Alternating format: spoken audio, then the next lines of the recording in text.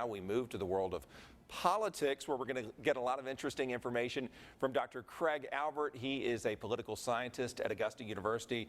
Welcome back to the show. Thank you. Glad to be here. Well, we're appreciative of your time, as I mentioned, and just am so grateful for your insight into this crazy political season. I want to start off with something you just told me about your students. You encouraged them to watch the first presidential debate. Tell me about their response after that viewing. Most of them thought it was just laughable how both candidates presented things or avoided questions, but mainly, of course, Trump's antagonism is what the students really were turned off on.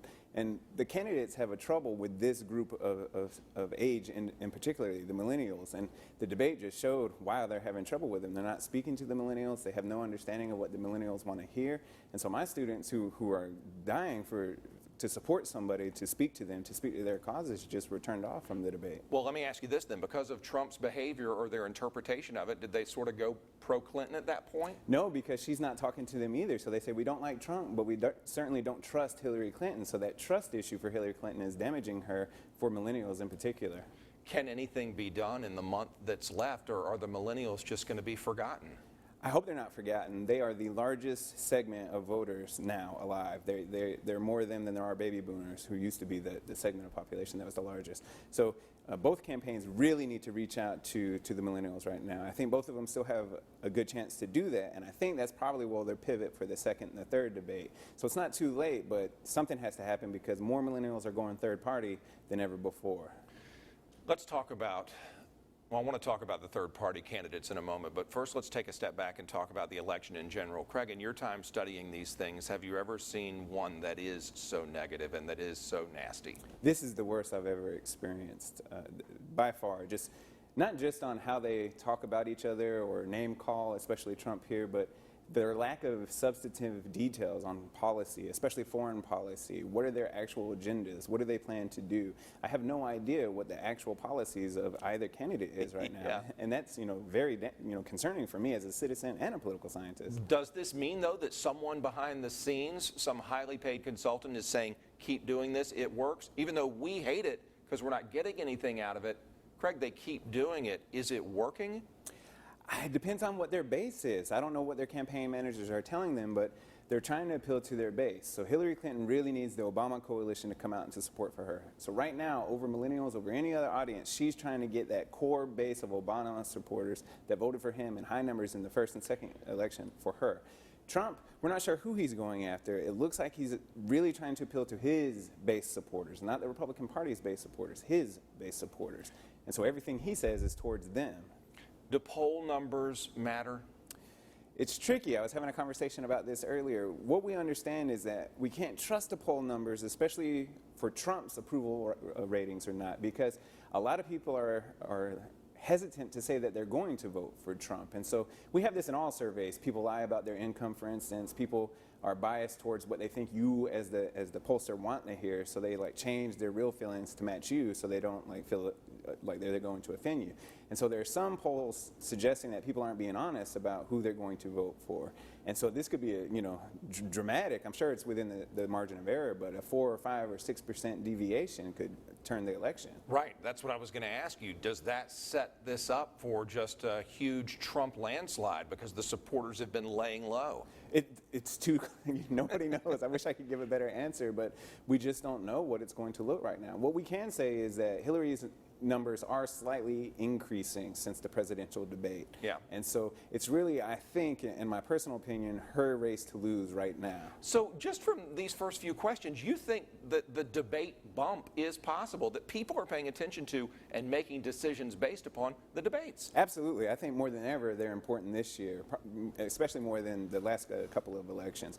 People are undecided. People this year, we're finding out, don't even know if they're going to the polls at all, never mind for whom they're going to vote. And so when you're turning on the television to watch these debates, something either candidate says or doesn't say, or their personal demeanor could spur you to the voting polls to make a decision right then and there, Let's go back to the third-party candidates, particularly the millennials' attraction to them. Who could that hurt the most or help the most, Trump or Clinton? It can hurt either of them the most. It's too early. We don't know. It's too early. Yeah. So a lot of people are going towards, a lot of millennials especially are going towards Dr. Jill Stein or Gary Johnson. Jill Stein seems to be pulling more from Hillary right now because more Bernie supporters that after he left are going towards Jill Stein, whereas we see some of the more traditional conservative millennials going towards Gary Johnson as a libertarian versus Trump. So it really depends on how many come out to vote for those particular candidates versus the mainstream candidates. I searched for swing states, and about 9 states came up. And so rather than, review those 9 or so states, is there a state in particular that you'll be watching from now until, and especially on election night when it comes to deciding this thing? It's Ohio and Florida. It really is. It really is. And Georgia's in play too. So the Clinton campaign really thinks that they can get Georgia or make it at least less Republican now and maybe win over some other seats to the Democratic Party. But it's always Ohio and Florida. And so that'll be what I'm watching for. Let me ask you this about the Electoral College, because it's often forgotten, and you'll hear experts say, well, all these polls don't matter. Let me just show you how these numbers in the Electoral College are shaken out. Is there a candidate at this point that has a particular advantage there? There's so many trajectories that possible combinations of states right now that it's too early to tell. Both of them do have pathways to victory, as we like to say. Both can win the Electoral College right now. So it's hard to focus on that. In most polls, the electoral percentage goes towards Hillary right now, but Trump has a way of getting that. Obviously, we don't know if there's going to be an October surprise, because a surprise by its very nature is just that, but what would it take, surprise-wise, to change this election or to really give one candidate a clear edge? So the military veterans, I think in the last polls, are about 65% on board with Trump.